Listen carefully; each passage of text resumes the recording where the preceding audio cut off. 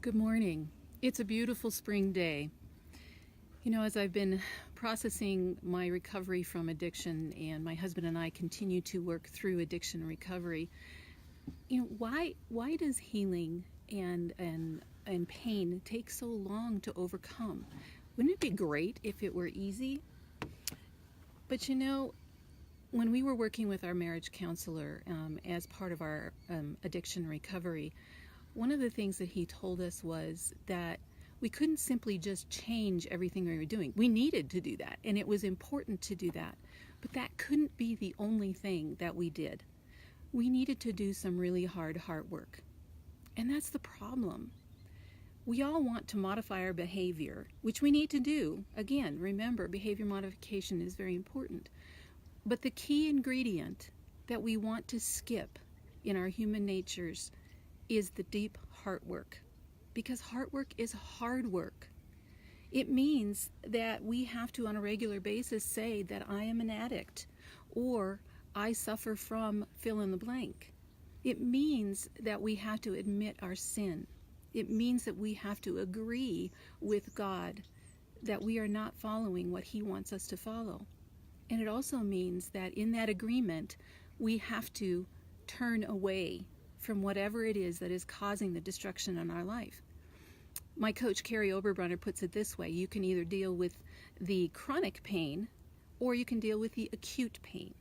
It's your choice. And heart work means we're going to deal with the acute pain. It means that when I do this, when I face this addiction head on, I can ask God to take it away. And He can do that. Sometimes He does. I know people personally who have had a terrible addiction to any number of things. And after they have taken it to the Lord and asked Him to take it away, He has completely healed that person. God has brought healing of that nature, that dramatic healing in my own life. But in the case of the addictions that I'm still dealing with, and the addiction my husband still deals with, God has chosen not to remove that from us. And the reason I believe in my life is because when I have to face this addiction every day, it keeps me on my knees before the Lord. It keeps me looking to Him for strength. And that's a good thing. The Apostle Paul tells us that he prayed many, many times to have the thorn in his flesh removed, and yet God saw fit not to do that because it was for Paul's good and it brought God glory. When we do that deep heart work, that's what brings our freedom. Behavior modification addresses the outside, it addresses the symptoms, not the inside.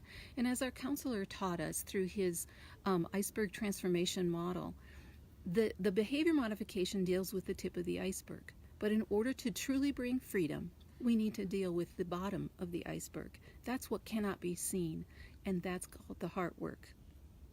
My husband, as we were in recovery, called this behavior modification with the deep soul work the cycle of shame. And I put that in our book. We talk about it in our book, Choosing a Way Out When the Bottom Isn't the Bottom.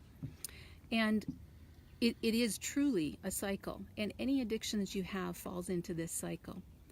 But today I want to encourage you, if you're struggling and you've been working on modifying your behavior because you want to overcome, you want to succeed and get past whatever this issue is that's tripping you up day after day after day, and you've been gutting it out and saying, I just don't have enough self-control, let me challenge you that maybe it's not self-control. Maybe you haven't identified the heart issue.